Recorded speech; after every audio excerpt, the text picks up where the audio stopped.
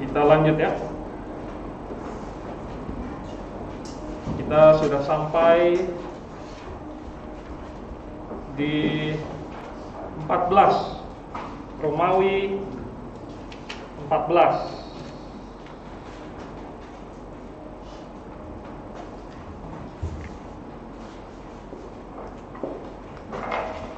Yaitu tentang pengaplikasian keselamatan.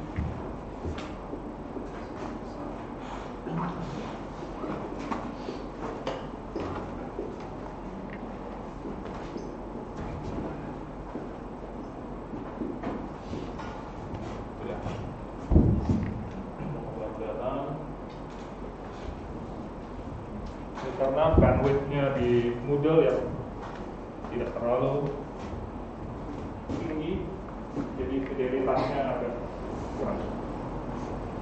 Oke.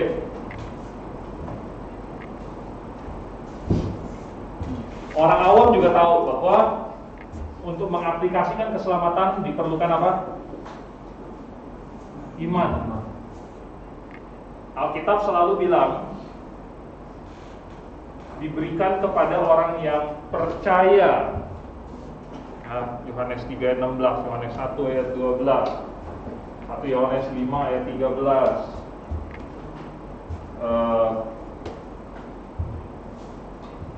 Efesus 2 ayat 8, Efesus 1 ayat 13. Semua ayat-ayat Alkitab yang kita tahu berkata bahwa keselamatan diaplikasikan melalui iman. Tanpa iman tidak bisa.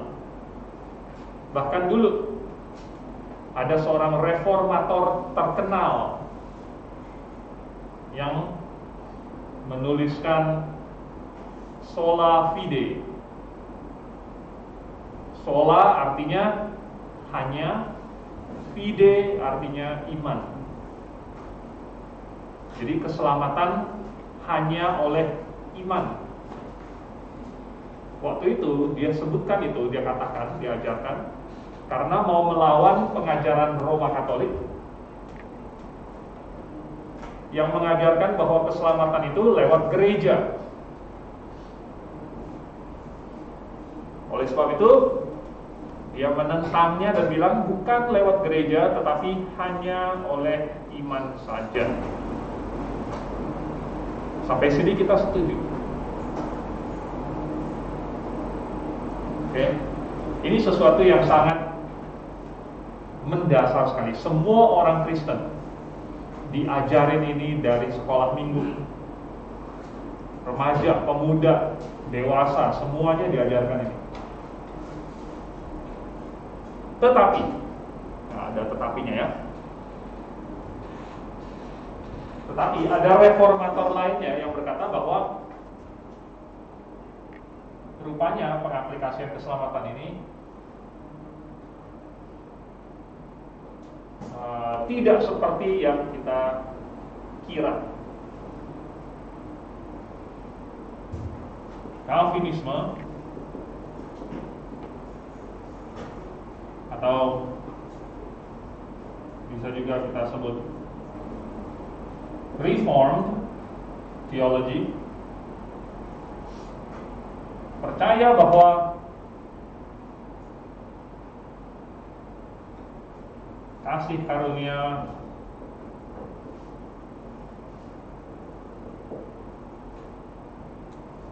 yang menyelamatkan kita itu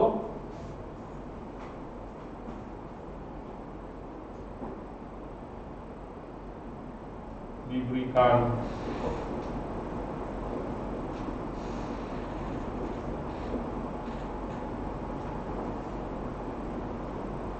secara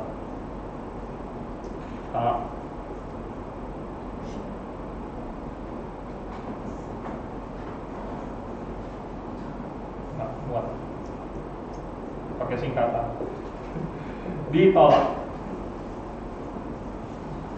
Nah, ya,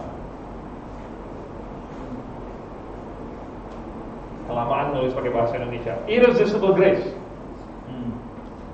Ya, nulis bahasa Indonesia setengah mati. irresistible grace.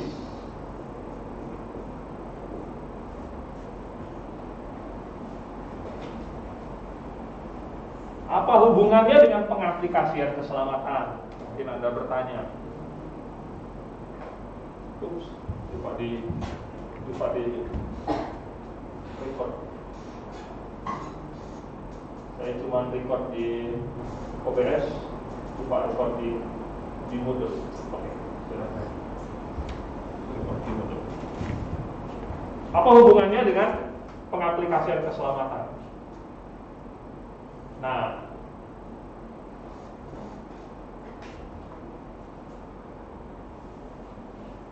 kita percaya atau Alkitab mengatakan bahwa pengaplikasian keselamatan itu berdasarkan iman. Tetapi kalau menurut Reformed Theology, keselamatan ini sekalipun ada imannya, tetapi iman ini diberikan secara unconditional dan tidak dapat ditolak. Disinilah bedanya. Oke. Jadi, kalau menurut Calvinisme atau Reform, yang menyelamatkan itu sebenarnya bukanlah imannya. Yang menyelamatkan dia adalah apa? Pemilihan dia dan kedaulatan Allah, kekuatan Allah.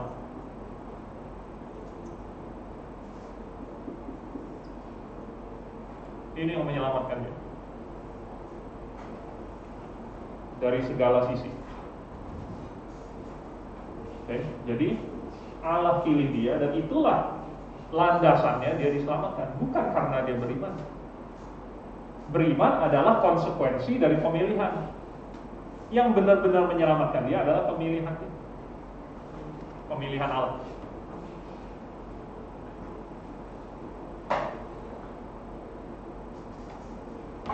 Jadi saya ulangi lagi urut-urutan dari teologi Reform. Urutannya adalah dekret Allah dulu, lalu kemudian manusia berdosa sesuai dengan dekret Allah, lalu kemudian Allah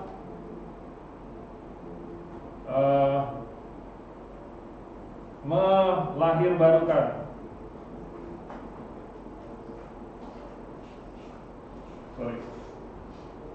sebelum itu Tuhan memanggil dulu.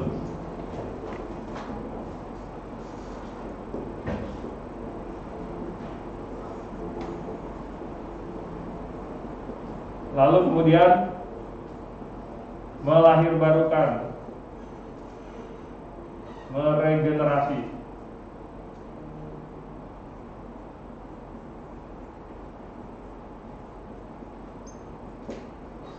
Baru kemudian manusia beriman.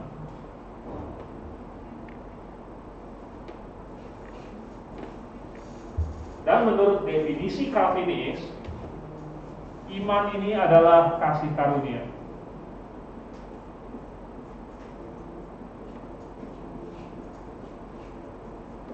Nah,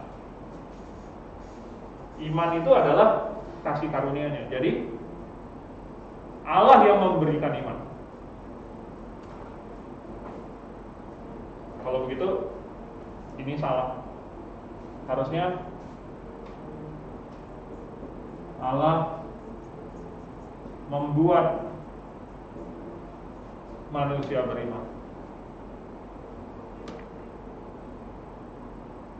Kalau kita lihat dari atas sampai bawah, ada satu kata yang selalu ada, yaitu kata apa?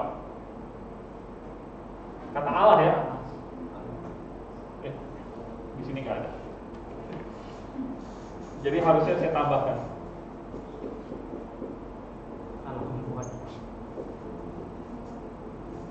Lupa ditambahkan tadi.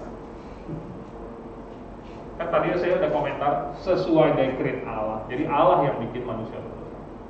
Jadi dari atas sampai bawah semuanya ada kata Allahnya. Okay.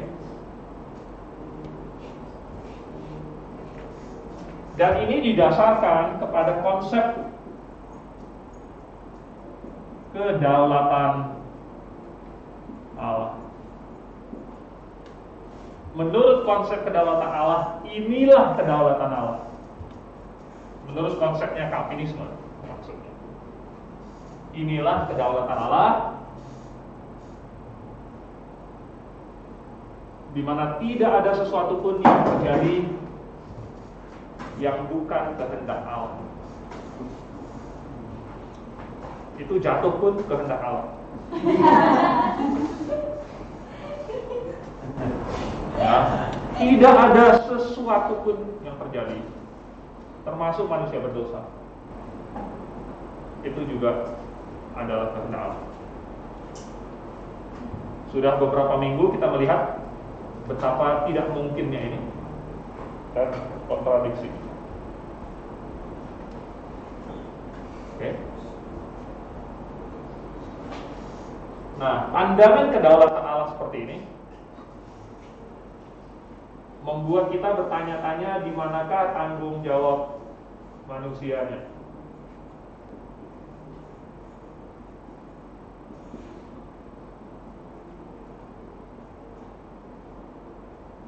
Dari minggu lalu yang kita bicara tentang cakupan,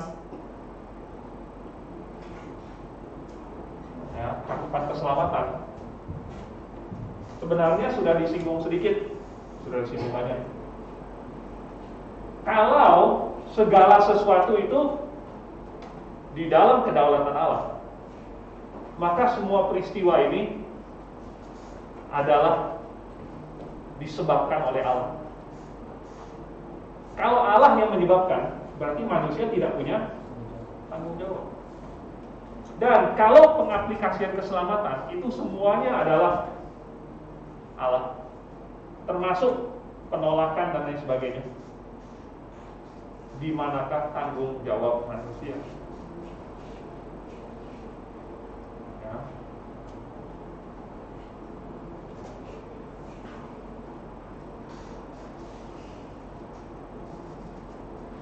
Maka benarlah pertanyaan orang agama lain.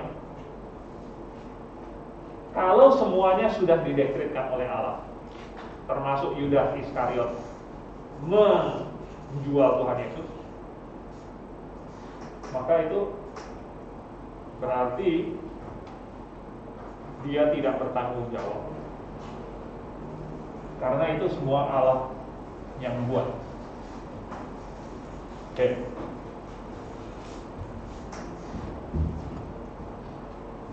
Sekarang sedikit tentang ini,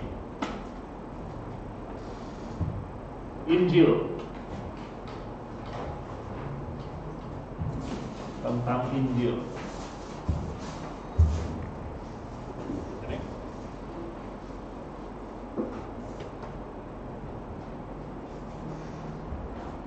Mengenai penginjilan.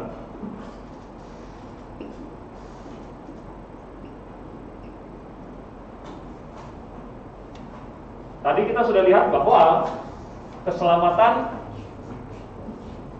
itu diaplikasikan berdasarkan pemilihan Allah dan hanya kepada yang dipilih. Dan sebenarnya dari minggu lalu kita sudah bilang bahwa pengorbanan Tuhan Yesus itu tidak diperuntukkan bagi orang non-pilihan. Berarti sebenarnya Injil, atau dalam bahasa Yunaninya Euangelia yang artinya kabar baik,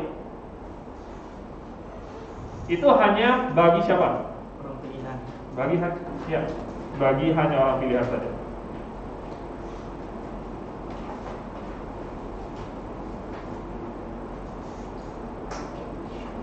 Nah. Tetapi kalau ini hanya untuk orang pilihan, untuk apa kita masih menginjil?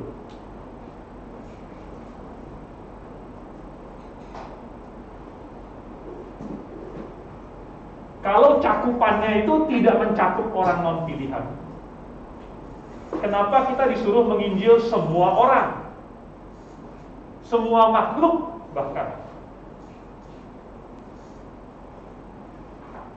Bisa atau tidak Tuhan dengan tulus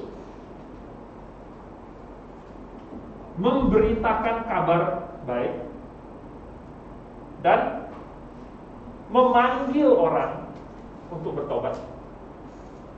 Kalau Tuhan tidak mau dia bertobat, dan kalau Tuhan tidak pernah mati untuk dia, sehingga tidak ada sediaan bagi dia untuk diselamatkan, tidak bermaksud untuk menghidupkan dia, tidak bermaksud untuk memanggil dia bahkan. Kalau gitu, kenapa kita disuruh untuk memanggil mereka dengan Injil? Aneh sekali ya. Ya. Jadi ini dia suatu dilema.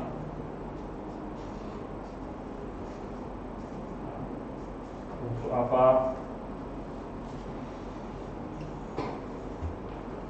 memberitakan Injil?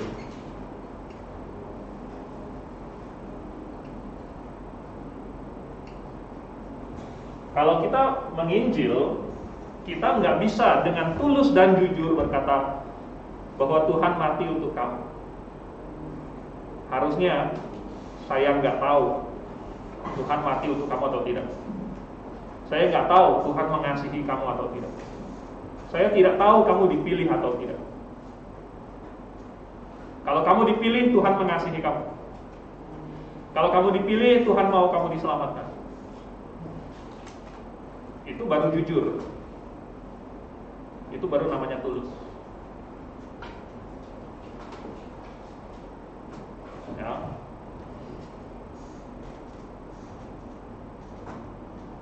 Lalu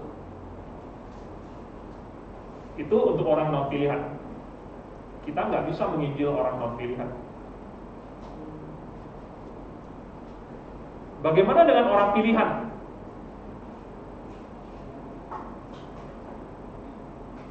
Apa perlu diinjilin? Sekali lagi kita kembali lagi, sebenarnya apa sih yang menarik mereka? Apa yang menyelamatkan mereka? Apakah Injil? Tidak kan? Ini. Jadi ini nih. Siapa yang akan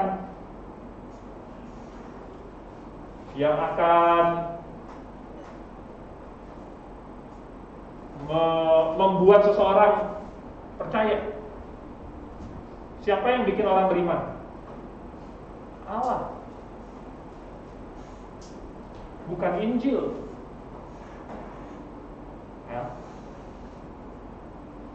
Jadi kalau orang pilihan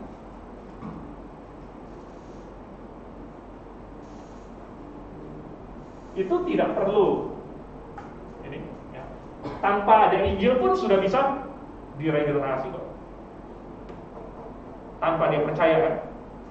Tanpa percaya sudah diregenerasi. Bisa Tuhan kasih iman secara tak bisa ditolak. Berarti kita menginjil atau kita tidak menginjil, tidak ada efek. Ini ya. Jadi untuk orang yang non pilihan nggak ada guna.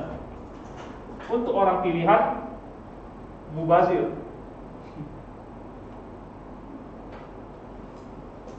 Oke. Karena toh yang membuat dia percaya bukanlah Injilnya, juga bukanlah kamu yang memberitakan, juga bukan seberapa sistematis, seberapa persuasif, seberapa benar pemberitaan kamu. Yang membuat dia beriman adalah pemilihan dia. Ada seekor keong pun yang menyentuh kakinya, kalau orang itu dipilih oleh Tuhan, keongnya bikin dia beriman. Bukan Injilnya.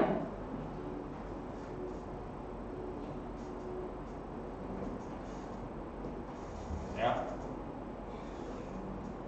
Tentu orang Calvinis menolak semua ini. Tetapi bagaimana cara mereka menjelaskannya?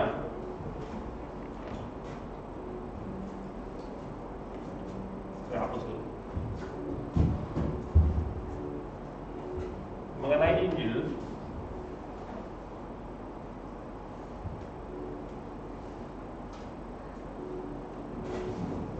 begini.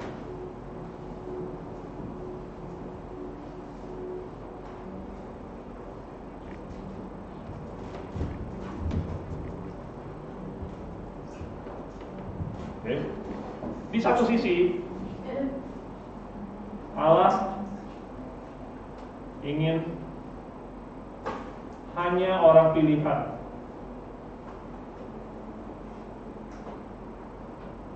yang selamat. Ini mereka akui. Sebab kalau Tuhan ingin orang non pilihan diselamatkan, mereka akan selamat juga. Ya. Jadi kalau Tuhan menginginkan seseorang diselamatkan, selamat ya. Jadi semua yang diselamatkan itu adalah yang Tuhan inginkan. Dan yang tidak selamat itu tidak Tuhan inginkan. Jadi mereka mengakui bahwa Tuhan hanya ingin orang pilihan selamat. Ini aja udah bertentangan dari yang sudah kita lihat minggu lalu ya, mengenai cakupan. Tuhan mau semua orang atau sebagian. Tetapi di sisi lain, mereka bilang Allah ingin semua orang bertobat dan percaya. Kenapa? Karena mereka mau suruh orang menginjil. Ngerti nggak? Mereka mau penginjilan. Dan di dalam penginjilan itu, ini harus, ya, untuk menginjil, kamu harus percaya bahwa Allah ingin semua orang bertobat dan percaya. Ini harus untuk penginjilan.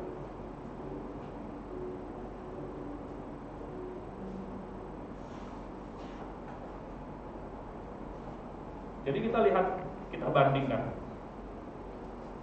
Di satu sisi mereka bilang Allah ingin hanya orang pilihan yang selamat. Di sisi lain mereka bilang Allah ingin semua orang. Kamu percaya mana? Hah? Tunggu, bentar. Orang Calvinis percaya mana?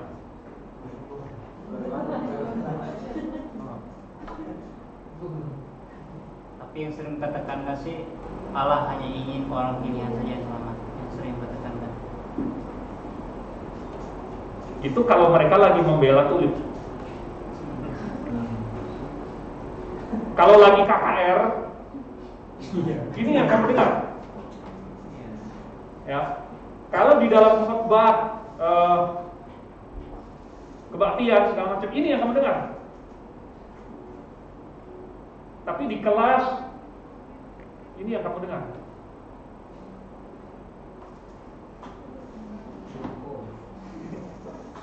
Kayaknya ada yang mulai gila nih. Kayaknya ada yang menarik, Pak. Ya. Ya.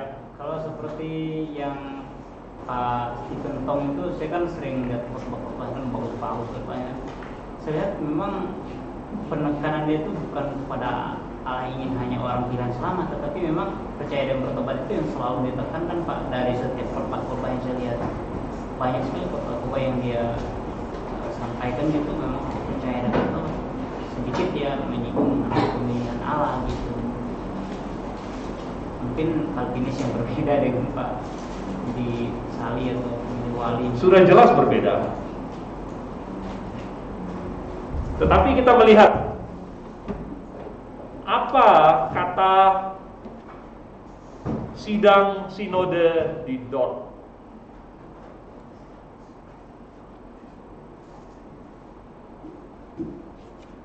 Sidang sinode di Dort.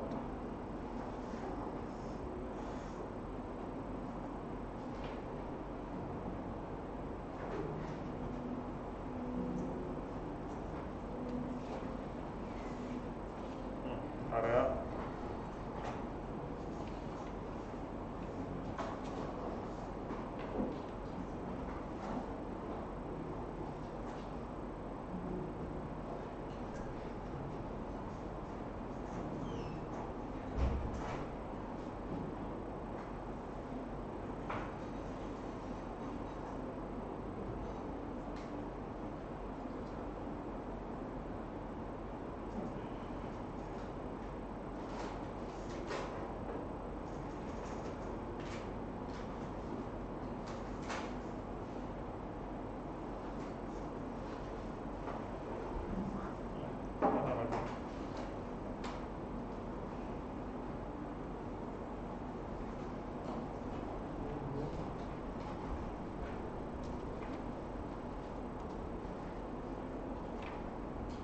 Jadi Sinode Dort itu adalah kumpulan dari teolog-teolog yang kata mereka mewakili teolog-teolog seluruh kekristenan.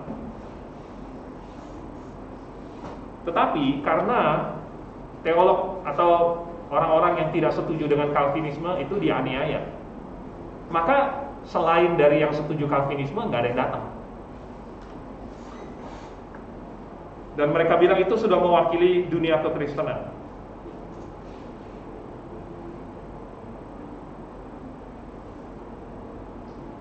Oke.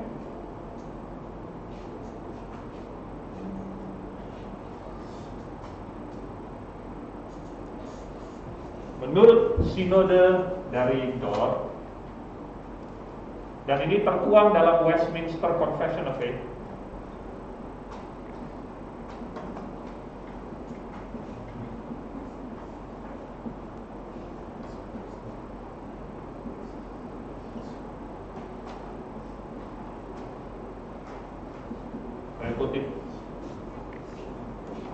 semua yang telah Allah predestinasikan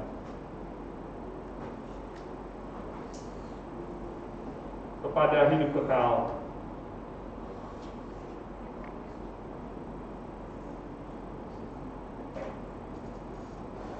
dan hanya mereka saja.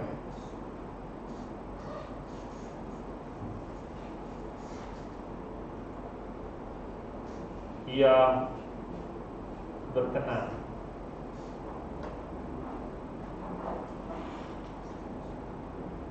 untuk dipanggil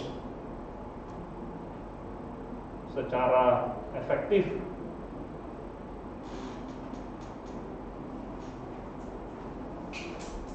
kepada kasih karunia dan keselamatan.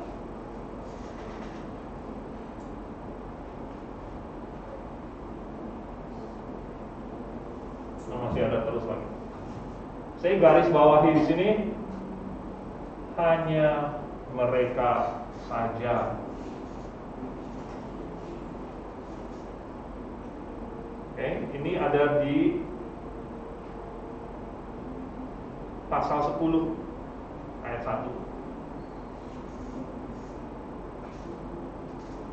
Nah. Westminster Confession of Faith. Diakui sebagai pengakuan iman reform. Kecuali jikalau Bapak Stephen Tong mau menolak Westminster Confession of Faith, maka dia mengakui ini.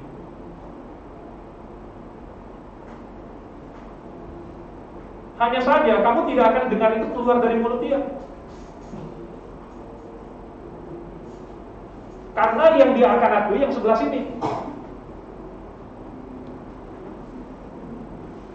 Mereka adalah tipe Calvinis yang tidak bisa merekonsiliasi dua kontradiksi ini.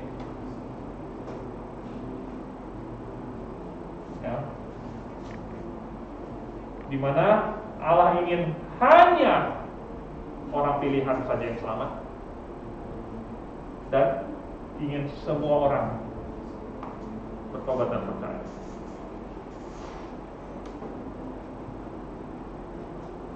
Oke. Jadi ini kelihatan kok, ini kontradiksi kan. Ada himpunan, ya, ada himpunan semua orang.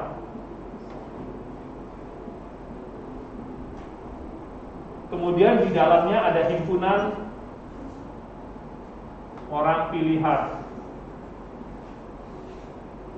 Sisanya adalah himpunan non pilihan. Yang sisi sini Allah ingin hanya orang pilihan diselamatkan. Di sisi sini Allah ingin semuanya termasuk non pilihan. Pakai operasi matematika sederhana. Himpunan pilihan dan himpunan non pilihan itu nggak bisa sama-sama.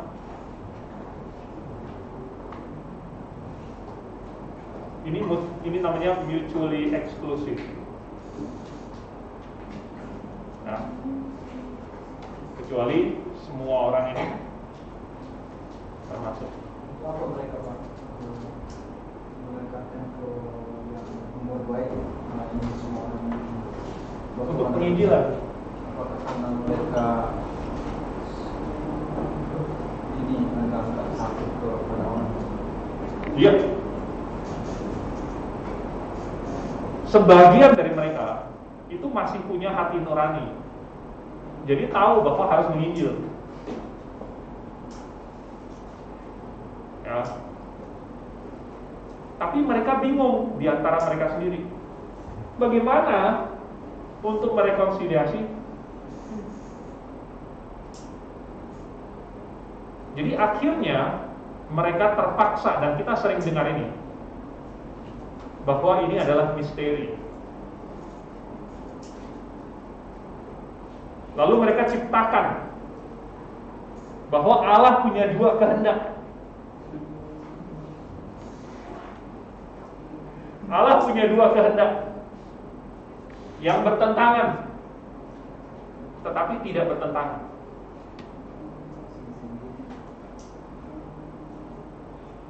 Yang satu dibilang perfect will,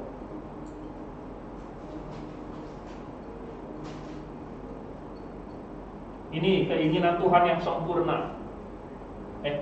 Salah, ini.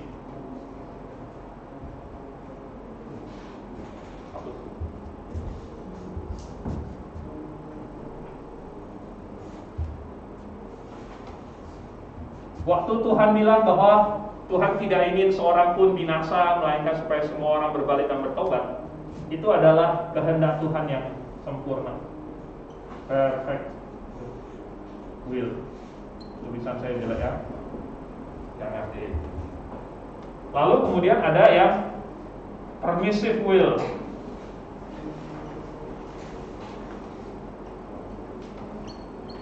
yaitu Tuhan mengizinkan sebagian orang tidak diselamatkan.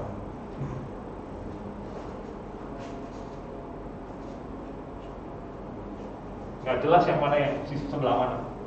Saya juga udah nggak bisa membedakan lagi terus terang. Karena nggak masuk akal, dua-duanya nggak masuk akal. Oke. Ingat bahwa di dalam dunia Calvinisme yang namanya kehendak Allah pasti terjadi kan? Benar nggak?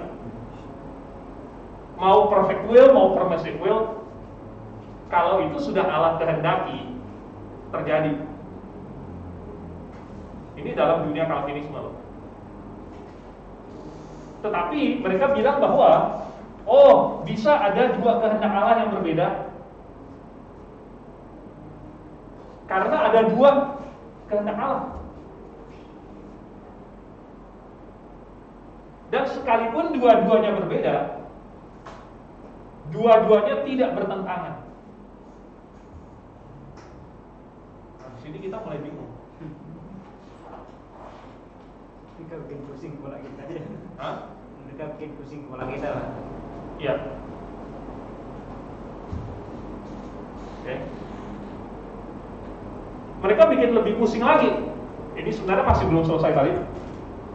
Yang pasal 10 di ayat pertamanya.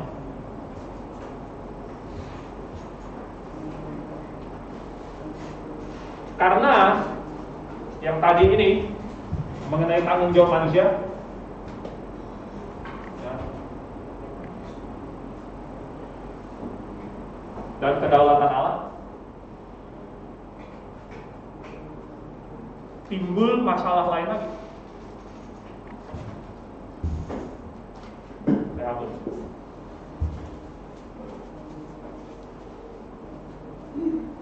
Timbul masalah lain lagi. Aduh,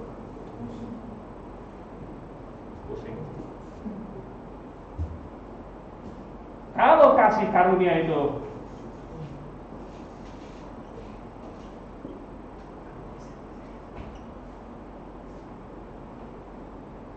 diberikan secara tidak dapat ditolak, artinya dipaksakan, maka dia bukan lagi kasih karunia.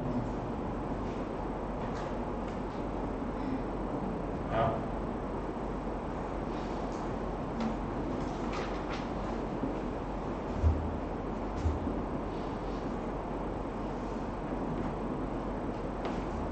Jadi sesuatu yang tidak dapat ditolak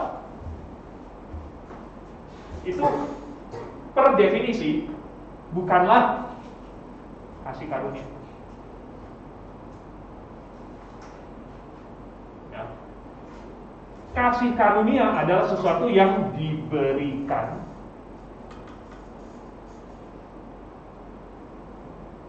dan bukan dimasukkan saja atau di bahasa Inggrisnya impose, dipaksakan. Kalau sesuatu sudah dipaksakan, dia bukan lagi kasih karunia. Oke?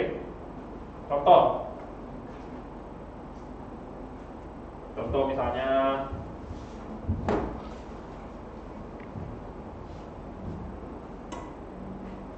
saya mau kasih kamu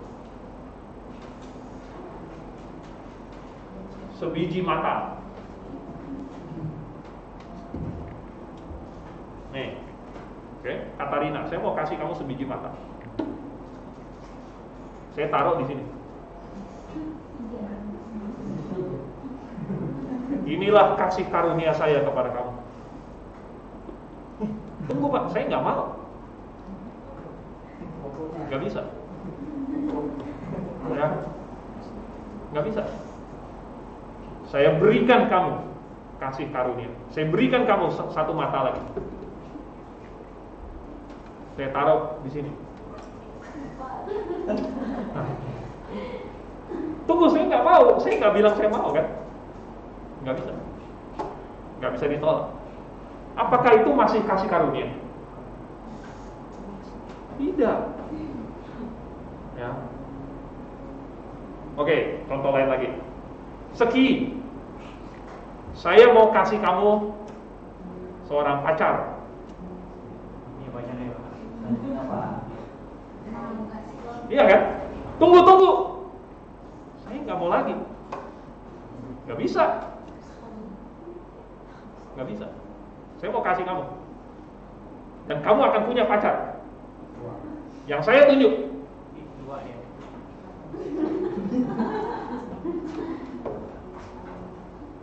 Siapa yang nggak punya pacar di sini?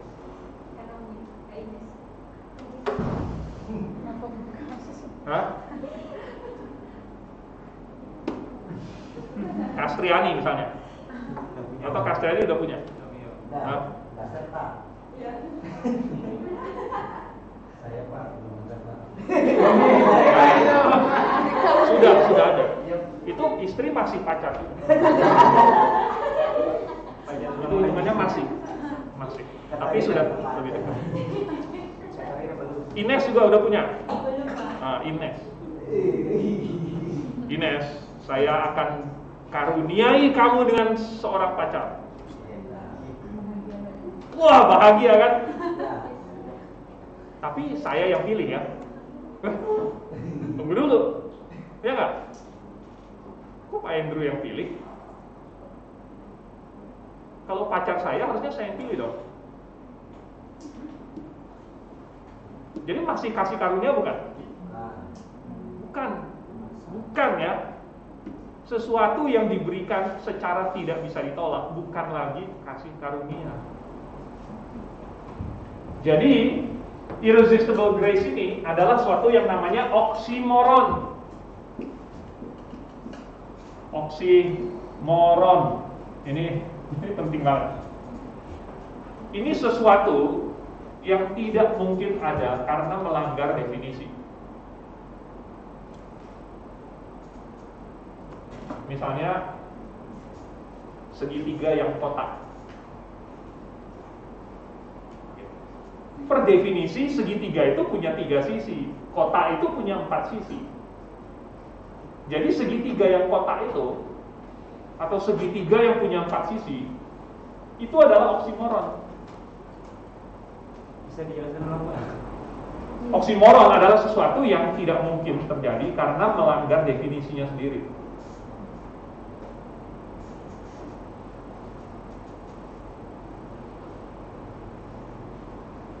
Oke, misalnya tinta spidol ini adalah hitam yang putih. Nggak ada hitam yang putih, itu nggak ada. Ya. Karena yang namanya hitam bukan putih, yang namanya putih bukan hitam. Maka dia bilang kasih karunia yang tidak dapat ditolak ini juga nggak ada. Tidak ada kasih karunia yang nggak bisa ditolak. Ketika dia tidak bisa ditolak, dia berhenti menjadi kasih karunia. Dia bukan lagi kasih karunia. Sudah jadi penetapan, sudah jadi pemaksaan.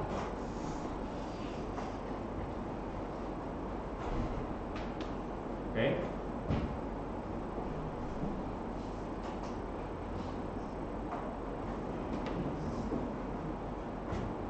Jadi, di dalam paradigma kasih karunia yang tak dapat ditolak, irresistible grace itu, pertama,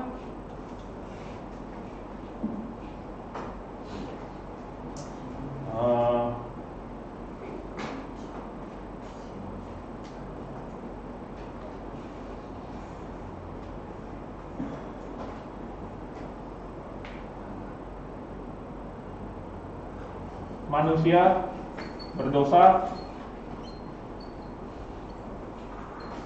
tidak dapat menerima kecuali dilahirbarukan dulu.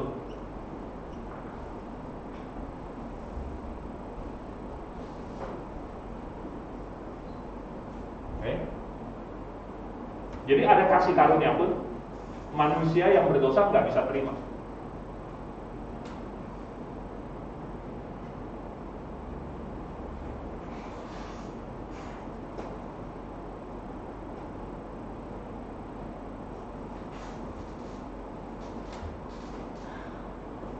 Dan manusia yang berdosa yang tidak dipilih itu nggak dikasih. Jadi nggak bisa ditolak dan juga nggak bisa diterima. Karena kasih karunia-nya nggak pernah dikasih. Yang nggak pernah dikasih kan nggak bisa diterima juga nggak bisa ditolak.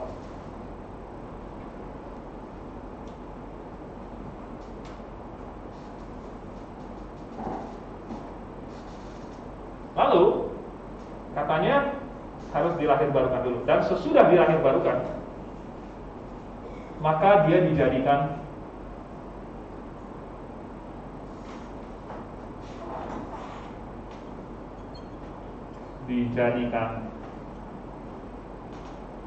mau menerima, dibuat mau.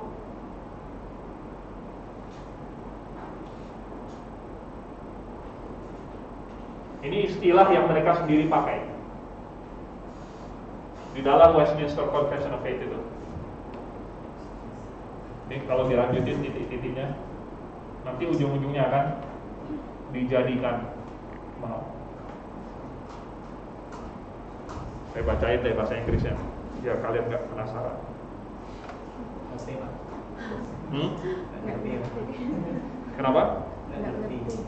Nggak ngerti. Jujur aja, nggak bisa bahasa Inggris. Yet so as they come most freely.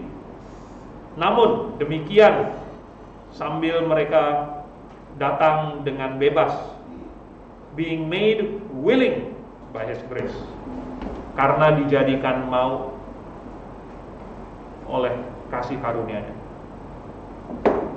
Jadi kasih karunia ini yang menjadikan dia mau.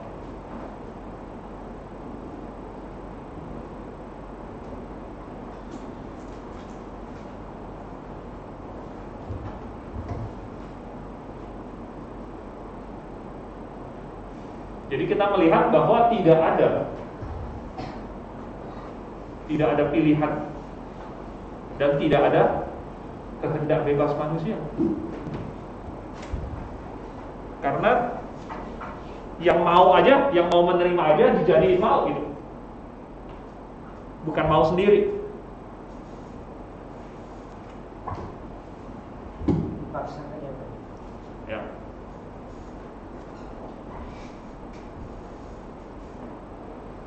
Hah? Kenapa? Maksudnya dipaksakan yang harus Dipaksakan. supaya dia mau. Iya.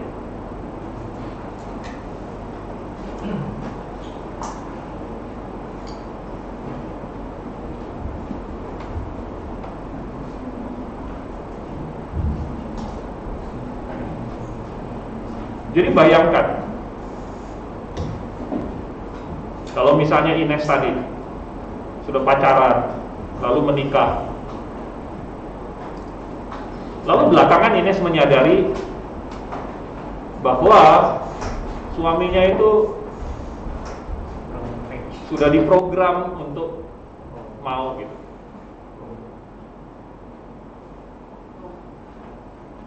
Jadi dia dihipnotis, lalu ditanamkan bahwa kamu akan menyukai Ines, kamu nanti akan melamar Ines,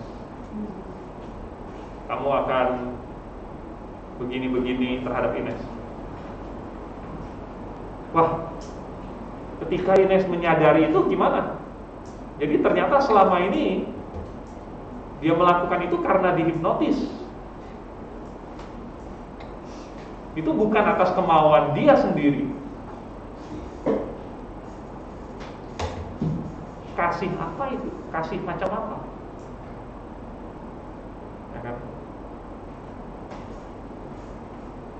Ketika dia berkata, aku cinta padamu, nggak bisa kita bilang, cie, Karena itu hipnotis punya. Nggak bisa, kita nggak bisa ciein. Karena itu bohongan.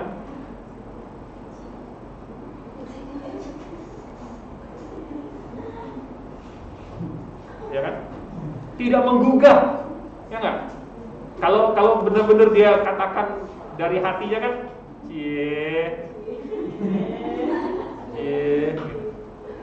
karena menggugah gitu. Wih, kan? Tepuk tangan dulu gitu. Tapi enggak, ini tidak menggugah. Bagaimana itu bisa menggugah hatinya Tuhan? Mana cintanya? Nggak ada. Tidak ada cinta di situ.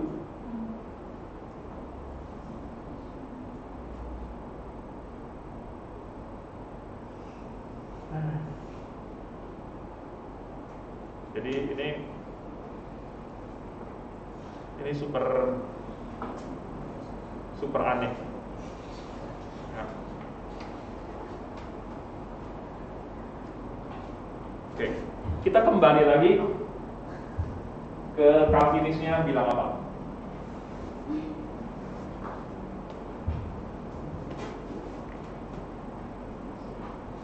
Ini jangan dihapus.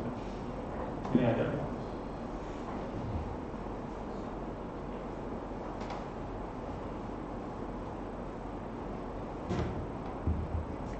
Lalu Calvinis bilang,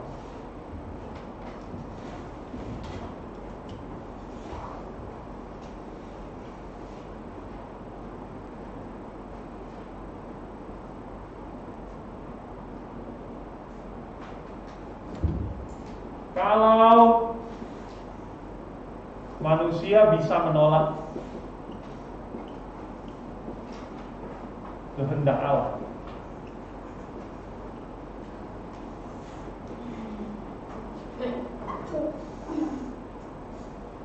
nanti Allah mau kirim dia ke neraka juga bisa ditolak.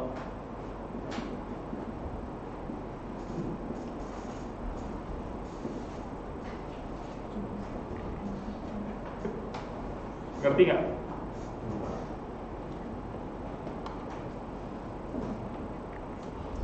Oke. Ini ada orang yang benar-benar ngomong gini, namanya Tom Ross.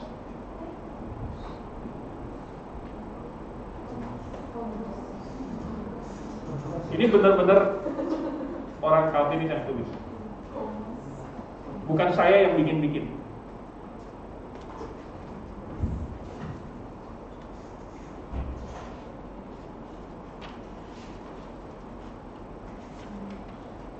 Oke.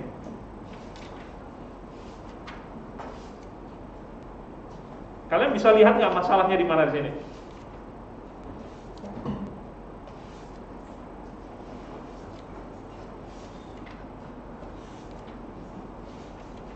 Kira-kira benar nggak nih?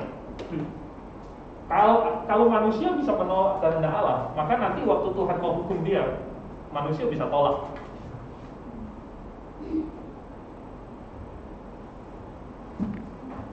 Benar nggak? Kehendaknya setara dengan kehendak Allah ya. Iya, kan dia bilang kan sekarang Allah punya kehendak manusia diselamatkan, tapi manusia tolak. Berarti otoritasnya sama dengan Allah. Nah, berarti otoritas manusia bisa tolak kehendak Allah dong. Berarti nanti waktu Allah mau kirim dia ke neraka, dia bisa tolak juga. Saya nggak menerima putusan dari Allah. Percuma ada Allah dong. Hah? Iya, makanya mereka bilang sebenarnya karena manusia nggak bisa tolak, maka waktu Tuhan mau dia diselamatkan juga nggak bisa ditolak. Ngerti? Tapi kalian melihat nggak masalahnya di mana? Hah?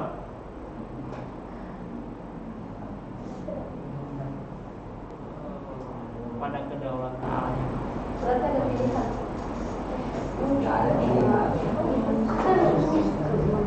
Enggak, jadi maksudnya Tom Ross seolah-olah Allah itu tidak bisa Karena manusia nggak bisa tolak dikirim ke neraka.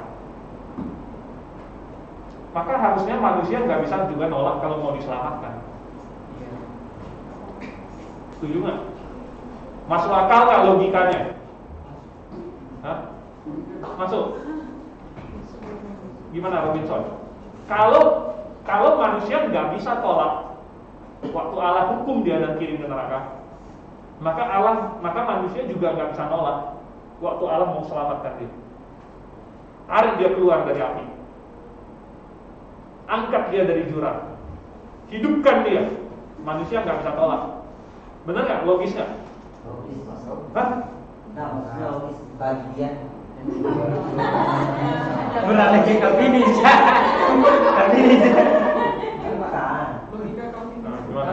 Itu logika finish. Kalau manusia menolak bisa, tapi tidak bisa menghalangi tindakan persediaan.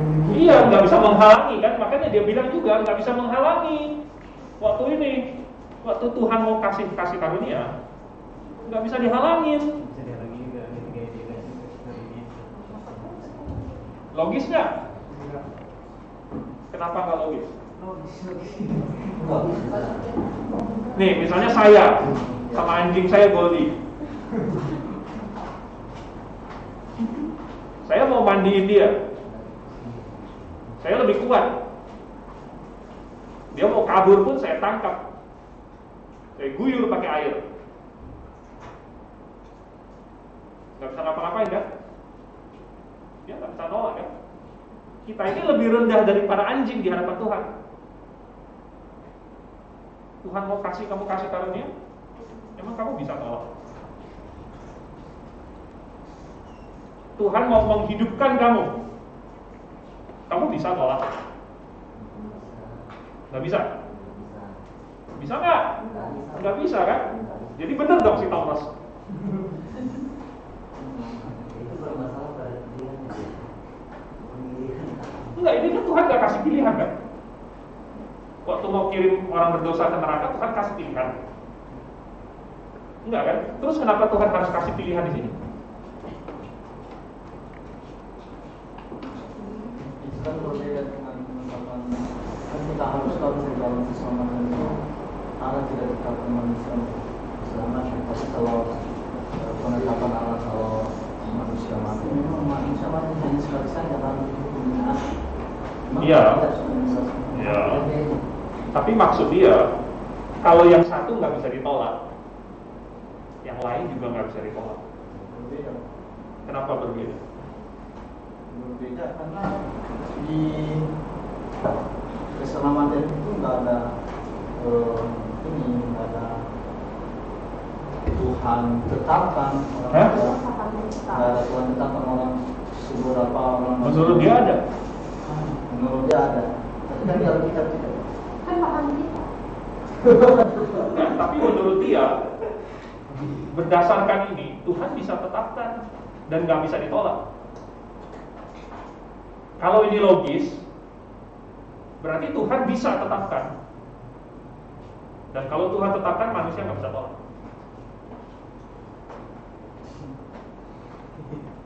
Jadi mungkin maksudnya Pak ini apa namanya manusia bisa tolak dan kehendak Allah lemah di situ. Jadi biarkan saja begitu atas keputusan kehendak manusia yang menolak memiliki nilai itu tidak benar. Untuk manusia yang dikirim ke neraka, kan Tuhan gak kasih pilihan kan? Tuhan bukan terserah kan? Kalau Tuhan kirim, udah dikirim kan? Iya. Jadi kalau Tuhan mau lahir baru kan? Berbeda apa? Bedanya di mana? Ya itu kan pada saat itu sudah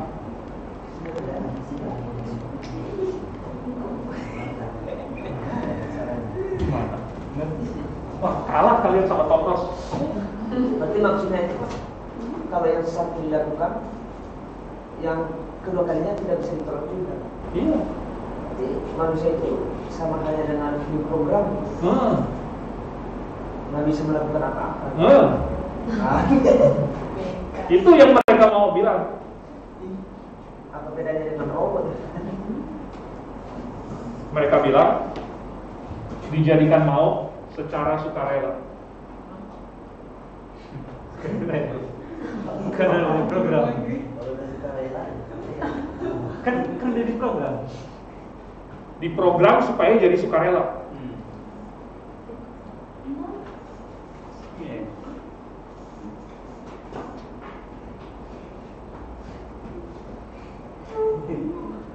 Ini argumen mereka yang asli loh. Berarti, Mereka benar-benar bilang begitu. berarti kena bebas itu di dalam penetapan Tuhan itu gitu ya. Nah, Tuhan menetapkan supaya mereka bebas jadi mau. Oh, di dalam penetapan itulah mereka rela melakukannya gitu. mau masuk surga untuk mereka itu bukan hendak dari manusia. Menurut itu Pak. Iya.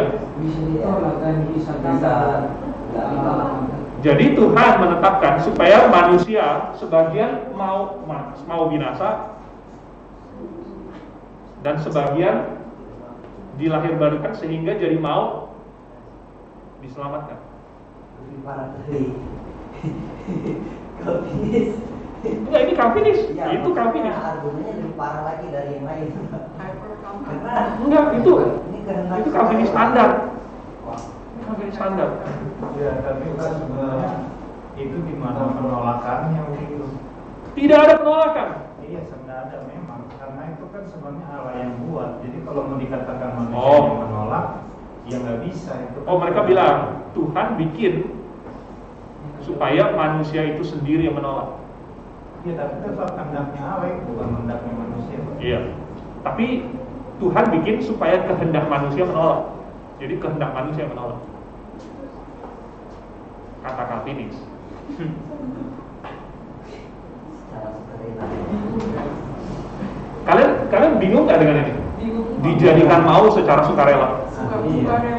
Ini anak kelas 6 SD nggak bakal ngerti. Anak kuliahan juga nggak ngerti. Nah, kamu kuliah sampai S3 juga nggak bakal ngerti. Terus mereka dapat itu dari mana itu Pak? Karena tidak bisa dijadikan sukarela. Iya kan? Kan bisa Ini dipaksa sukarela. dipaksa dan sukarela. Ngerti nggak? Ini namanya oksimoron. Seseorang dipaksa menjadi mau.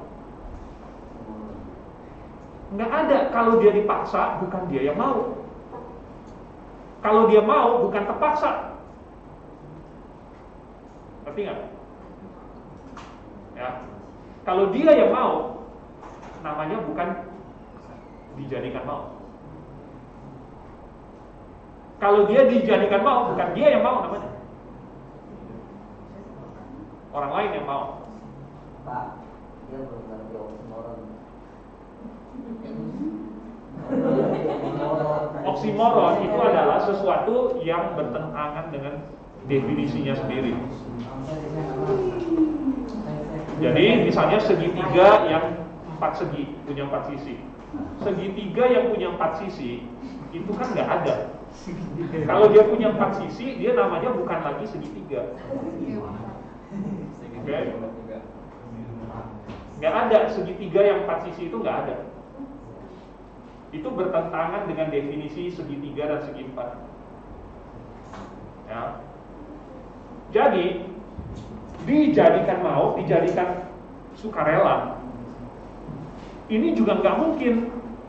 Karena kalau Tuhan yang menjadikan dia sukarela, bukan sukarela lagi namanya.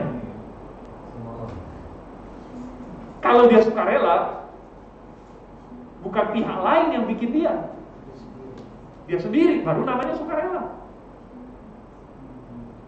Definisi dari sukarela adalah dari dirinya sendiri, baru namanya sukarela. Lagi mereka kembali Pak, sukarela dibuat Tuhan kan? Berarti Pak. Iya, makanya itu oksimoron saya bilang. Mereka tidak ini ingat bahwa manusia memiliki tanggung jawab. Mereka bilang di sini manusia nggak punya tanggung jawab, tapi di sini bilang manusia punya tanggung jawab. Kayak lagi. Kalau lagi khotbah, mereka bilang manusia bertanggung jawab. Kalau lagi nggak khotbah, nggak ada.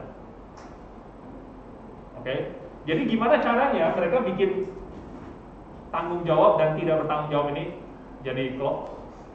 Jadi mereka ciptakan yang namanya Tuhan bikin manusia yang mau secara sukarela. Jadi manusia yang non-pilihan ini kan dia memilih kan, dia memilih dosa. Oke? Tetapi ini katanya adalah pilihan dia sendiri. Pilihan dia sendiri. Sehingga harus dia sendiri yang tanggung jawab. Karena pilihan dia sendiri. Karena dia nggak ada pilihan lain selain daripada memilih itu. Nah, tapi di sisi lain, dibaliknya lagi, sebenarnya yang bikin dia memilih ini kan adalah Tuhan. Iya. Jadi sebenarnya tidak menyelesaikan itu tanggung jawabnya punya siapa? Dia memilih dosa itu kan karena dia tidak dipilih jadi diselamatkan. Jadi ya dengan sukarela lah dia memilih itu gitu. Nah, mereka mau tambahkan satu langkah lagi. Dia bilang pilihan dia sendiri kayak begini adalah karena dia mati dalam dosa. Jadi bukan Tuhan yang salah, tetapi dosanya yang salah. Dosanya yang bikin dia memilih dosa, bukan Allah. Ngerti nggak? Mereka tambahin satu langkah di sini. Tapi kan kalau ini lagi kan sebenarnya siapa yang bikin dia mati? Allah. Allah kan? Ujung-ujungnya Allah juga. Salahnya. Cuman mereka nggak mau lihat yang ini. Mereka bilang bahwa Tuhan cukup mengizinkan supaya mereka mau memilih dosa. Bingung nggak? Pusing Pak, sakit. Pusing, karena ini nggak bisa dimengerti. Ini adalah kontradiksi. Ya, kamu lagi diajarin omong kosong. Makanya nggak bisa ngerti. Oke, karena itu omong kosong. Jadi nggak bisa, tidak bisa dia memilih sendiri, padahal sudah ditetapkan oleh Allah. Itu oksimoron.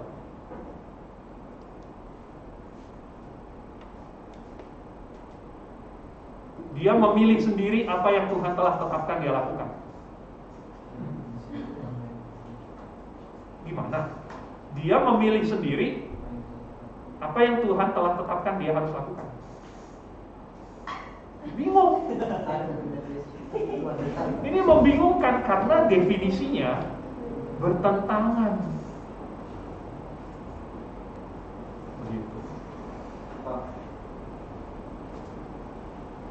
kalau di menurut Tomros tadi Kembali ke Tomros.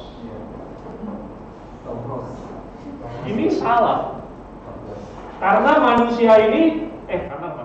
kasih karunia ini ditawarkan, bukan dipaksakan.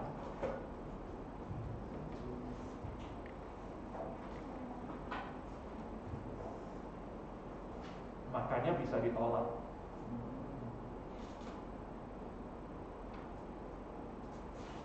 Ya. Hanya orang sinting yang berpikir bahwa karena manusia bisa menolak sesuatu yang ditawarkan, artinya manusia bisa menolak keputusan Allah. Siapa yang berpikir seperti itu? Anak kecil aja enggak. Kita tidak berpikir bahwa karena manusia bisa menolak kasih karunia, berarti manusia bisa menolak keputusan Allah. Ini enggak sama, karena yang ditolak ini adalah penawaran.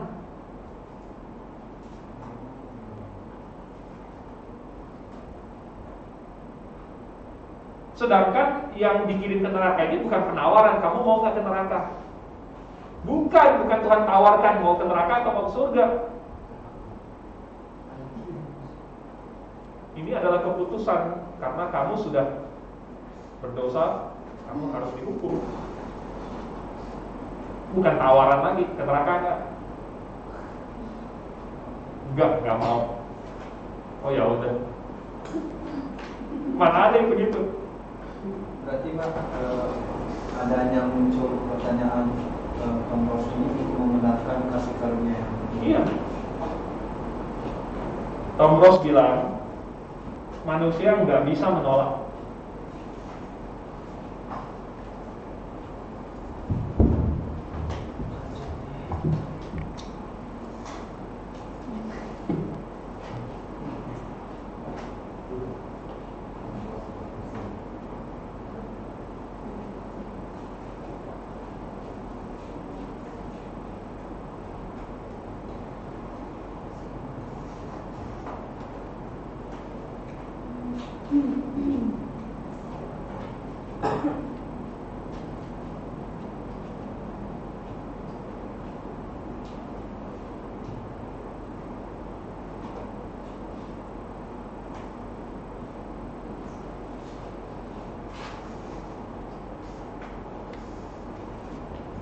Ini memberikan gambaran bahwa Allah itu adalah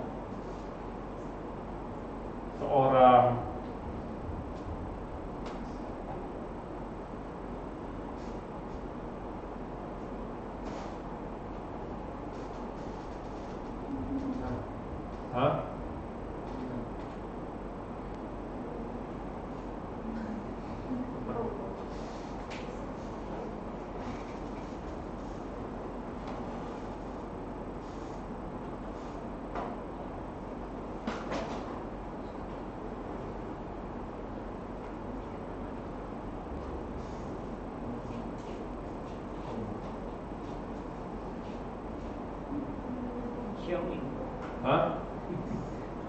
yang dikontrol.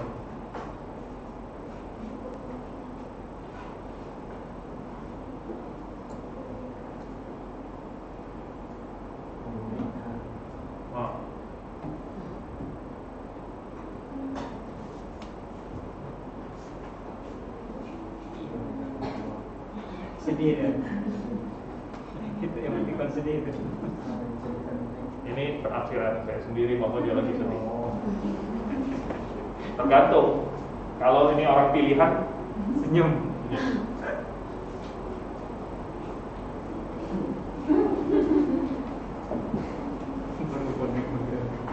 Oke. Kalau dia jatuh ke dalam dosa, itu adalah atas kendali si tukang boneka dalang boneka. Kalau dia diselamatkan juga adalah karena dalangnya. Kalau dia binasa adalah karena dalangnya. Bahkan semuanya adalah karena dalangnya. Manusia ini dia terikat oleh tali-tali dekret Allah.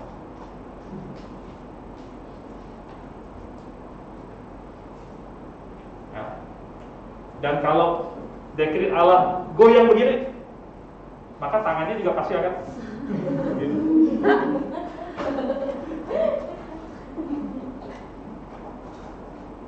Ya. Habis ini kamu jewer aja kuping telinga kamu, teman kamu. Telinga teman kamu, lalu kamu bilang sudah ditentukan Allah.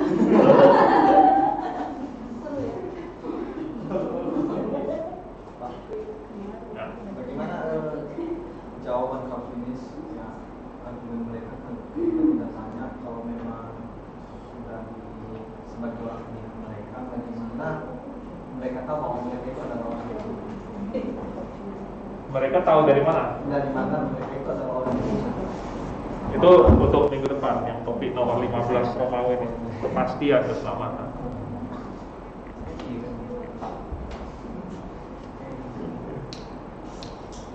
Intinya mereka bilang kalau dia percaya itu orang pilihan. Karena kalau percaya itu artinya udah lahir baru kan dulu. Oke. Sebenarnya ada nggak sih ayat yang dipakai oleh Calvinis? Ada.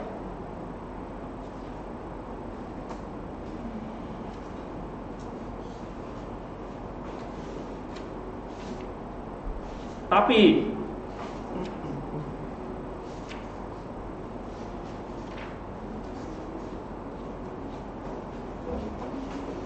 tidak ada satupun ayat Alkitab yang mengandung kata irresistible.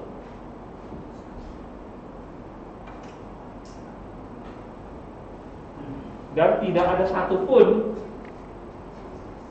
ayat Alkitab yang menunjukkan bahwa kasih karunia-Nya itu tidak bisa ditolak.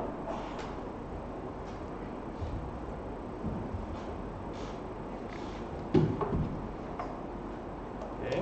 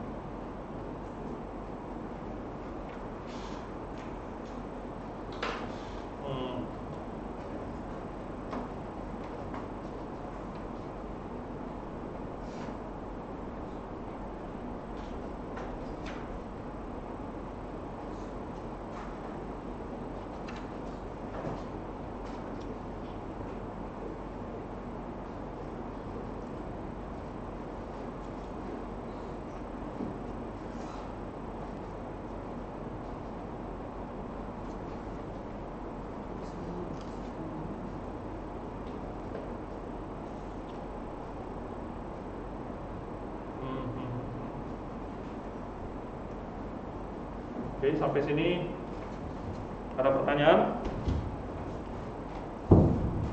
Hapus lagi ya, Oke. Jadi kalau Calvinis bilang mau kasih ayat, kamu tersenyum dan persilahkan dia dengan senang hati. Karena ayat apapun yang akan dia buka, tidak akan ada yang berkata irresistible atau tak dapat ditolak. Mereka akan kasih ayat yang menunjukkan bahwa Tuhan melimpahkan kasih karunia, Tuhan memberikan kasih karunia, Tuhan mencurahkan kasih karunia. Kita setuju itu semua kok. Karena kasih karunia itu memang Tuhan yang kasih, memang diberikan, tetapi tidak pernah ada satu kata pun secara tak dapat ditolak.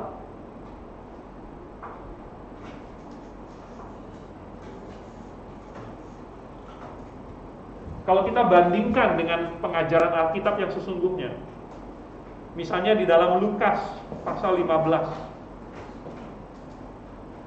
ini ada 3 perumpamaan. Perumpamaan yang ketiga adalah anak yang hilang.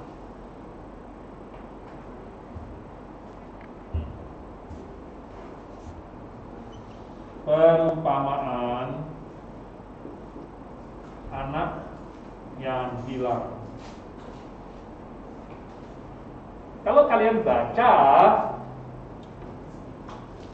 anak ini dia pergi ke negeri yang jauh, ya kan? Lalu apakah bapaknya menangkap dia pulang lalu secara tidak dapat ditolak menjadikan dia anaknya lagi? Bukan itu yang saya baca ya.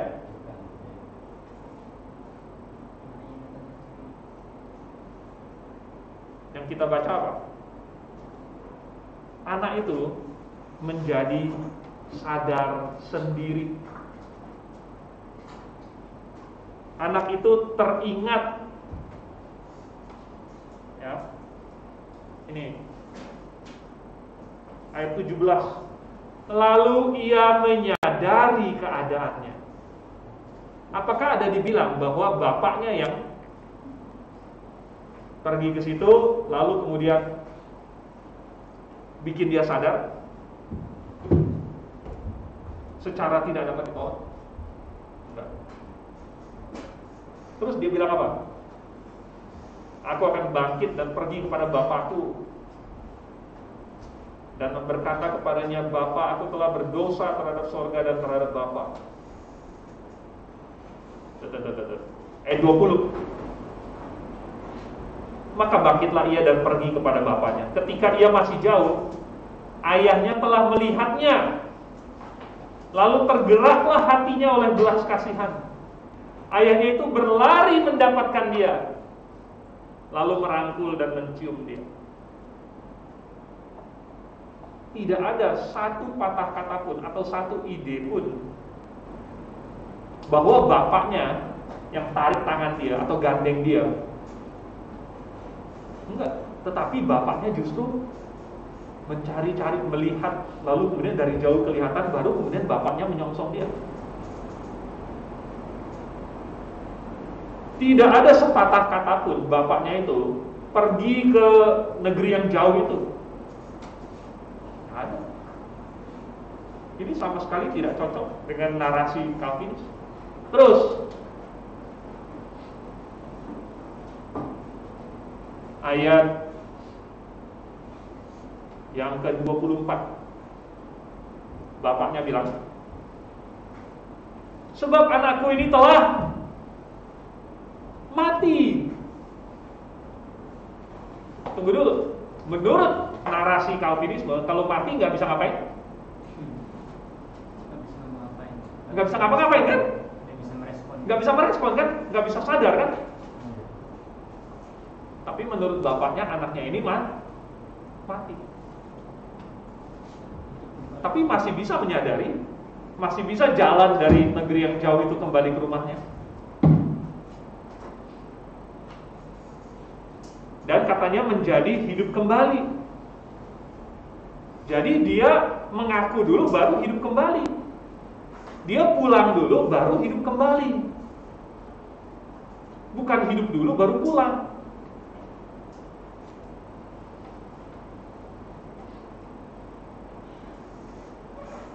Oke.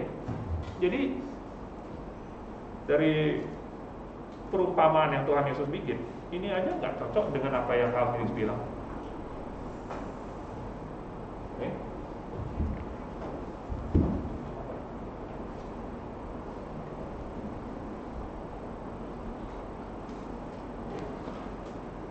Sampai sini ada yang mau ditanya?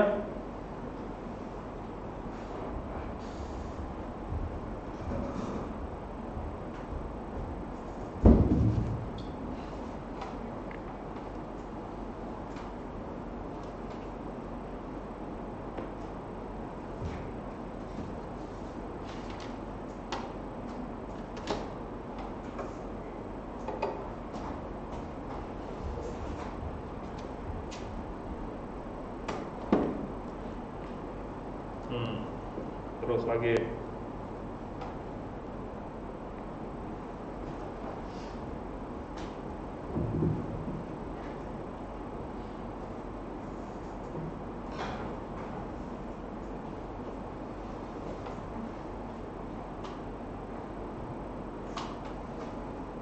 Ada ayat-ayat yang dipakai oleh Calvinis.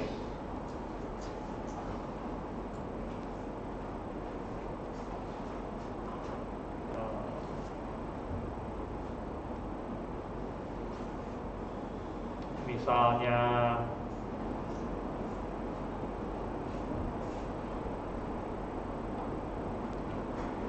yang tidak seorang pun datang kepadaku kecuali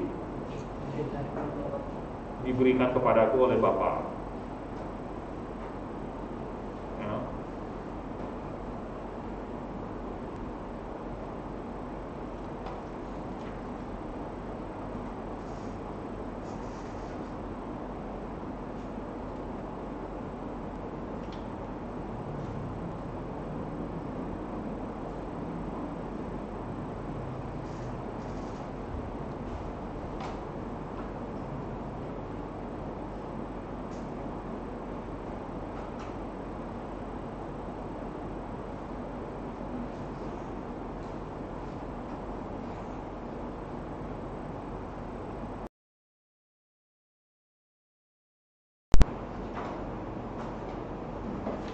Misalnya coba kita lihat Yohanes 6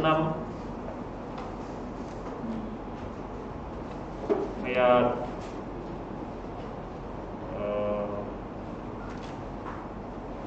37. Coba kita lihat.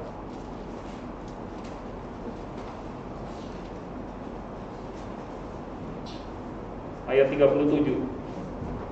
Semua yang diberikan Bapa kepadaku akan datang kepadaku. Dan barang siapa datang kepadaku, ia tidak akan kubuang. Dan ini diteruskan. Misalnya 39. Dan inilah kehendak Dia yang telah mengutus aku, yaitu supaya dari semua yang telah diberikannya kepadaku, jangan ada yang hilang, tetapi supaya kubangkitkan pada akhir zaman.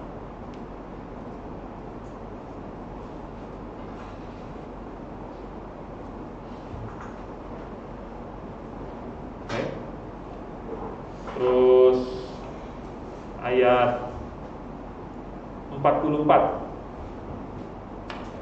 Tidak ada seorang pun yang dapat datang kepadaku jikalau ia tidak ditarik oleh Bapa yang mengutus aku, dan ia akan kubangkitkan pada akhir zaman.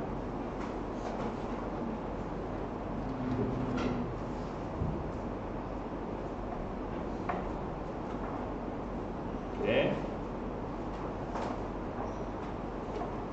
Gimana menurut kalian?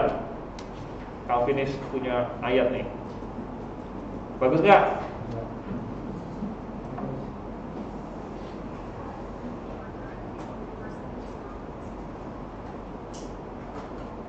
Putus. Oh.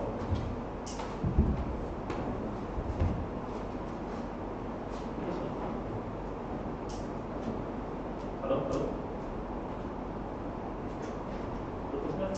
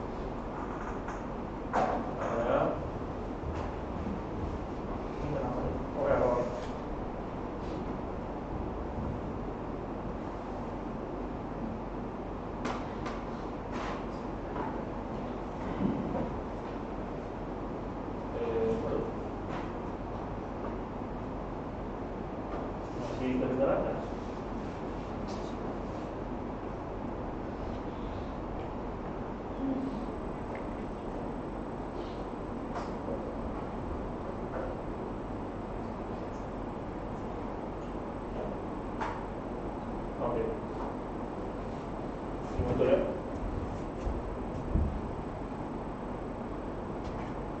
Semoga masih bisa walaupun kata-kata. Jadi apa kata ayat ini?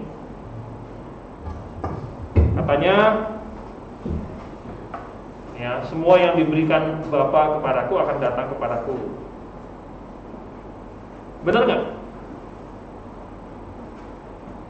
Oke, sekali lagi harus saya ingatkan bahwa tidak ada kata irresistible. Tidak ada kata tidak dapat ditolak.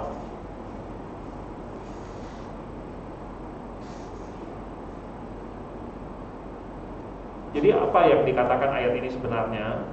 Misalnya ayat 37 dulu. Ayat 37, semua yang diberikan Bapa kepadaku akan datang kepadaku. Betul. Ya. Tetapi ayat ini bukan berkata bahwa kasih karunia ini diberikan tanpa syarat ataupun tidak dapat ditolak.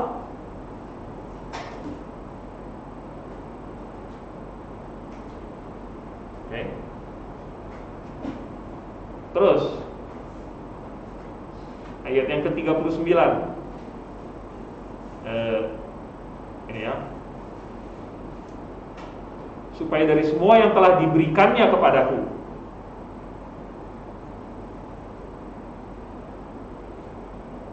Tidak ada dikatakan bahwa ini secara unconditional ataupun tidak dapat ditolak.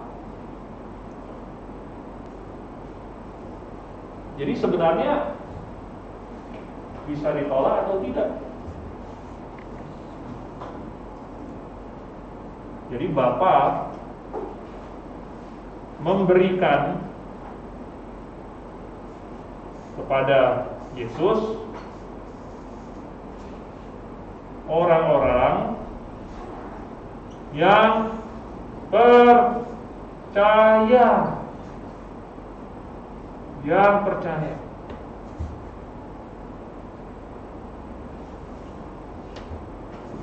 Ya. Ayat 40, jangan lupa. Itu tadi sengaja saya skip. Ayat 40-nya apa? Supaya setiap orang yang melihat anak dan yang percaya kepadanya.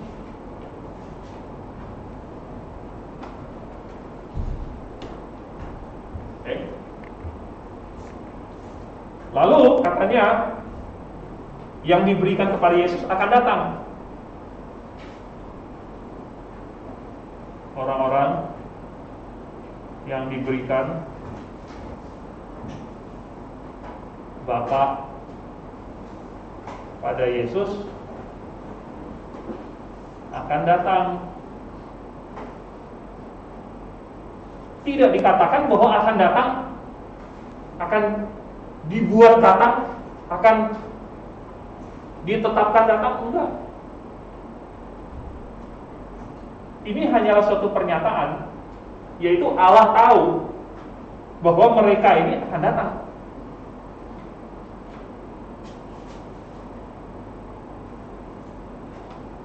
Ya.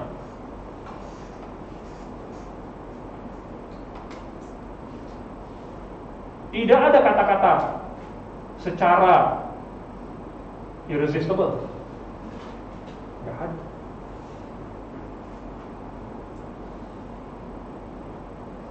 Juga bahkan tidak dikatakan bahwa Allah yang membuat mereka datang. Enggak ada. Ya. Tidak ada dikatakan bahwa Bapa membuat mereka datang gitu. Tetapi mereka yang akan datang. Mereka yang datang sendiri.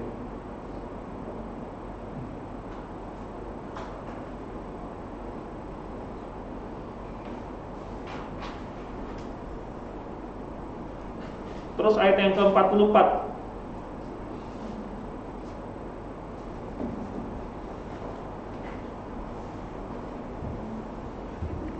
Tidak ada yang datang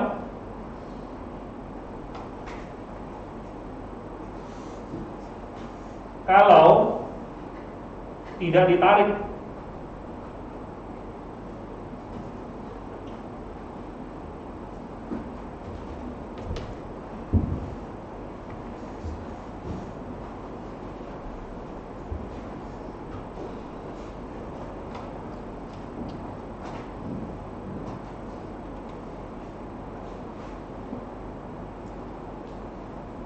Oke. Katanya tidak ada yang datang kalau tidak ditarik. Ini setuju. Memang kalau nggak ditarik, kita nggak bisa datang. Tapi bukan berarti kalau ditarik pasti datang secara irresistible. Sekali lagi tidak ada. Gimana Pak? Ditarik tidak sama dengan harus datang.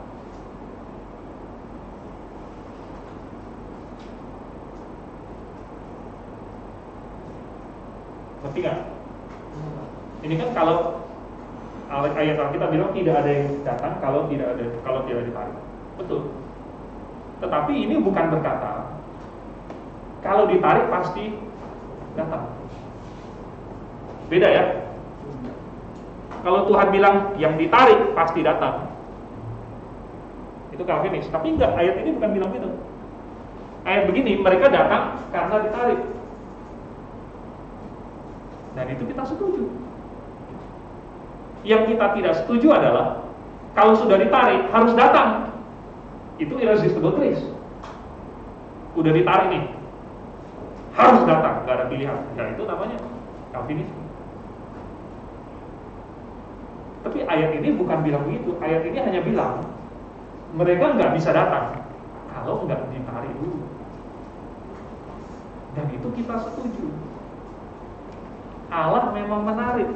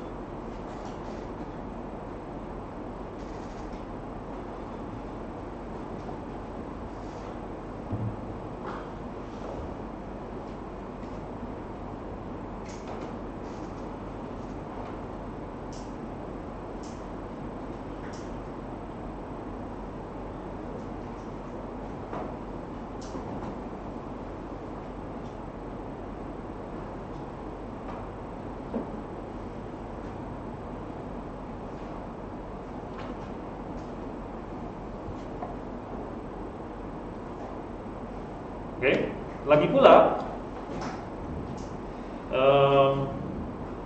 yang dikatakan Bapak menarik itu sebenarnya ada di dalam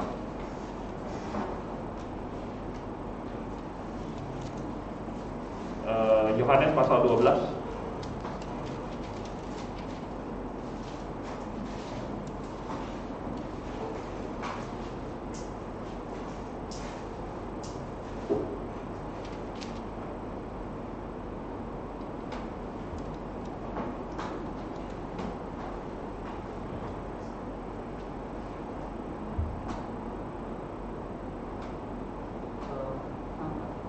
Ya. Katanya di grup ya bilang ada suara gangguan katanya putus-putus.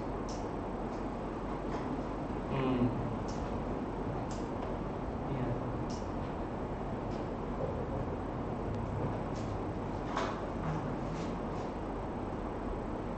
Laptop ini bermasalah.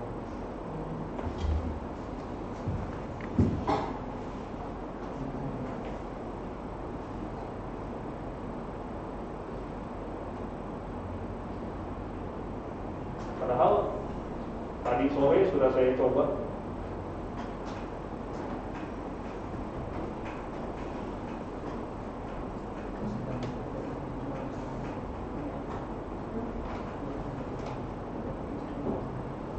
Suara nggak kedengeran. Oke, udah kedengeran belum ya? Coba lagi.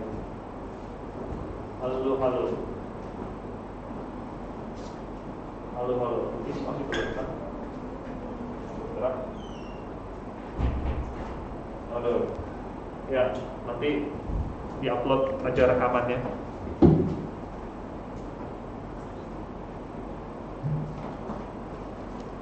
Di WA tuh.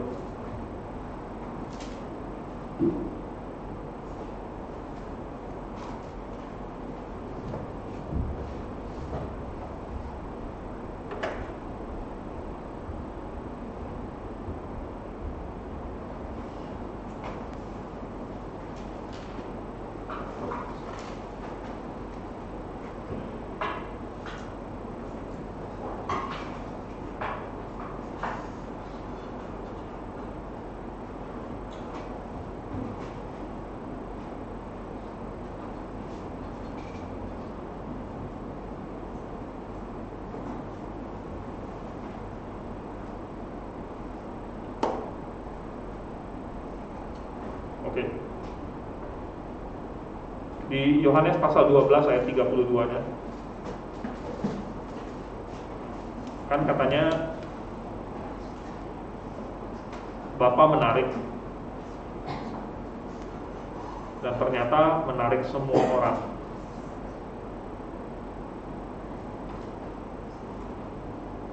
Oke?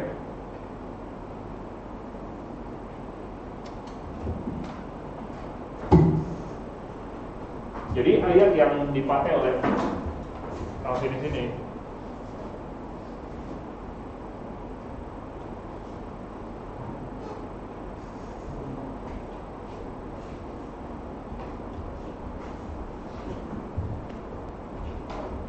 sebenarnya tidak mengajarkan irresistible grace.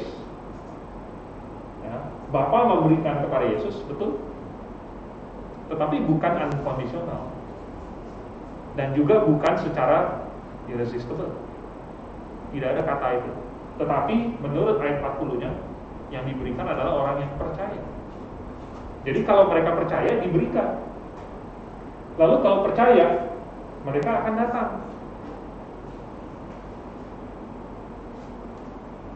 Lalu mereka percaya karena ditarik. Itu semua benar.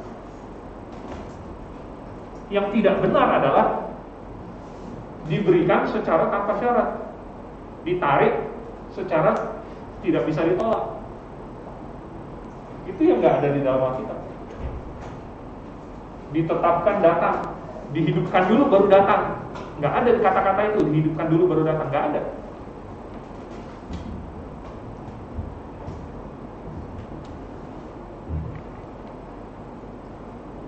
Kalau mereka mau berani-berani bilang bahwa ditarik inilah dihidupkan,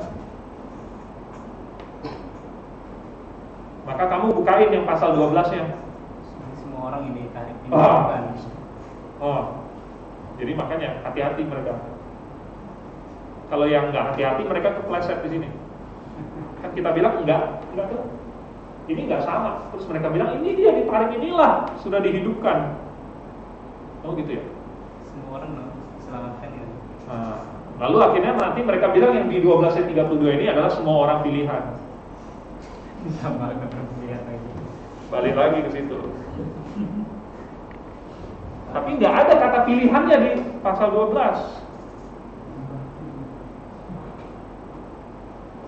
Oke?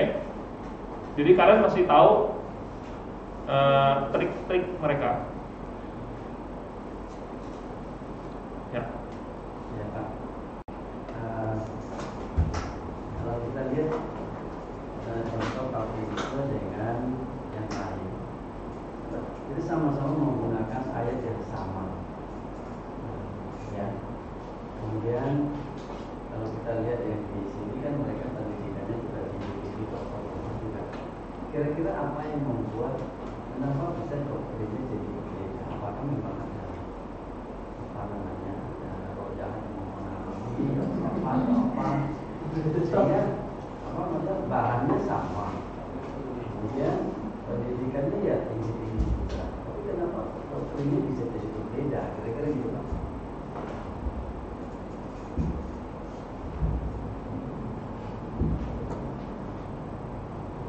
Pada dasarnya Tuhan memberikan manusia akal budi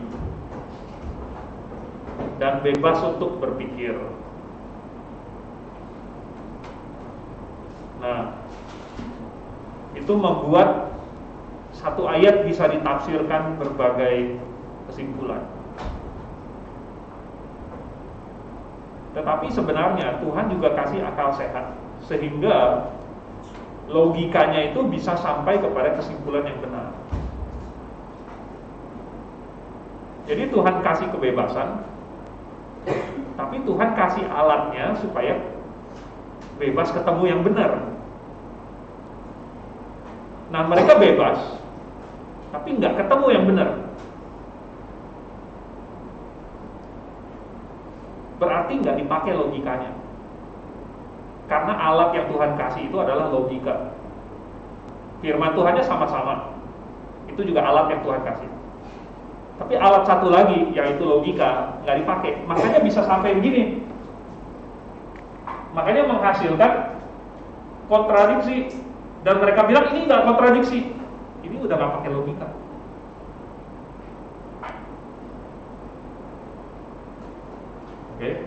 Nah, ketika orang tidak pakai lagi logika, maka sebenarnya kita tahu secara psikologis ada sesuatu yang dibela yang tidak logis.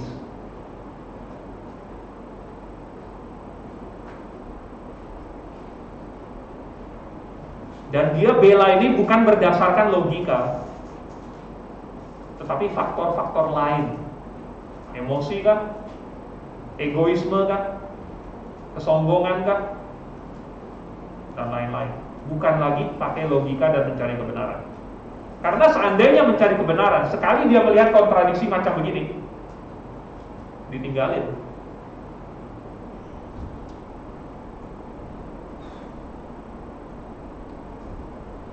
Begitu.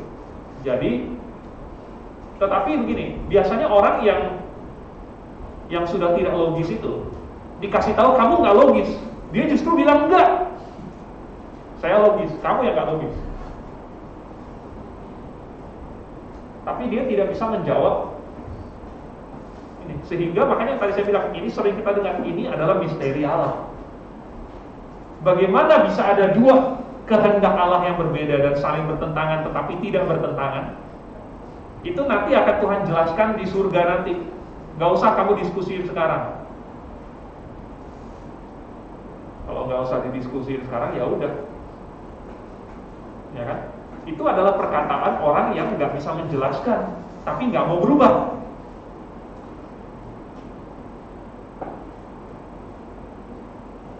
Jadi terus terang, sebagian orang yang menganut paham ini memang belum diselamatkan. Saya nggak bilang semua, tapi sebagian tidak diselamatkan. Tahu dari mana? Karena mereka dari kecil udah dibaptis, dari bayi udah dibaptis, sudah jadi orang Kristen, padahal belum bertobat. Ini adalah akibat dari pembaptisan bayi. Dan itu tidak bisa disangkal. Nah, saya nggak tahu, saya tidak akan tunjuk masing-masing teolog-teolog, penulis buku terkenal, doktor-doktor, ini nggak diselamatkan, itu nggak diselamatkan. Saya nggak bisa tunjuk. Tetapi ketika seseorang melihat kontradiksi, tetapi masih dibela, masih dipertahankan, ada tanda tanya besar. Jangan-jangan karena memang bukan mencari kebenaran. Begitu.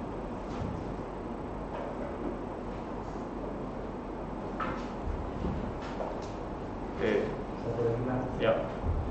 Karena ini menyangkut tafsiran, berarti kita belajar di mana itu sangat menentukan.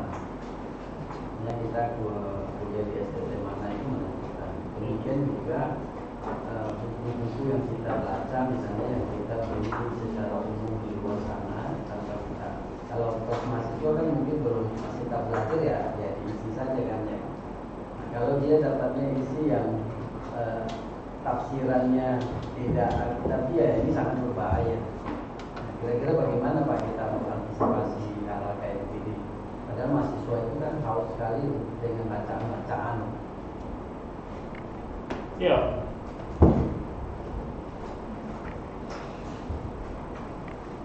Tapi tetap berlaku yang Tuhan janjikan. Mintalah maka akan diberikan.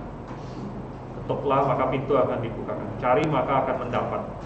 Kalau anak Tuhan mencari kebenaran, nggak mungkin dikasih batu, nggak mungkin dikasih ular. Jadi Tuhan akan kasih dia kebenaran. Begitu. Ya. Jadi sudah ada banyak contoh orang-orang terkenal, misioneri, Adoniram Judson, William Carey, ya. Orang-orang yang hebat. Misalnya Adoniram Judson ketemu dengan orang baptis, Sudah berdebat, akhirnya diyakinkan bahwa baptisan yang benar-benar adalah selamat. Jadi Tuhan pertemukan dia dengan kebenaran. Dan karena dia memang mencari kebenaran, dia ketemu, dia dapatkan ini, dan dia peluk kebenaran itu. Ya. Tapi ada orang-orang tertentu yang belum tentu mencari kebenaran. Dan saya tidak tahu masing-masing orang. Yang saya tahu hanyalah kebenaran itu apa, dan siapa yang terima dan siapa yang tolak. Itu cuma itu yang saya bisa tahu. Mengenai hatinya saya nggak tahu. Dan yang Tuhan janjikan itu, bahwa barang siapa yang mencari akan mendapat, yang meminta akan dapat. Jadi kita sekarang sangat beruntung karena di tempat yang benar. Ada orang lain yang sudah umurnya cukup lanjut baru ketemu kebenaran. Kan sudah banyak jemaat kita yang lain kan, Pak Yusuf lah dan lain-lain, yang sangat menyayangkan kenapa sudah tua baru ketemu kebenaran. Barangkali ya Tuhan menunggu sampai keinginannya itu benar-benar, nggak tahu lah, itu rencananya Tuhan. Begitu. Oke. Hai. Oke. Waktu kita habis juga untuk yang online.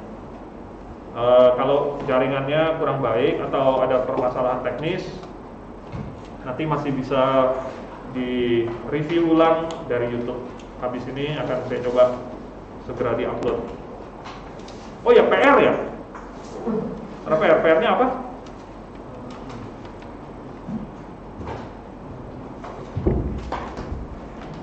Disuruh jelasin apa tuh? Yesus mati 2 kali. Hah? Yesus mati 2 kali. Dosa ditanggung 2 kali. Dosa ditanggung 2 kali. 2 kali. Oh iya, ya gimana tuh? Double jeopardy? Belum dapat, Pak. Belum dapat? Ya udah minggu depan deh. Karena waktu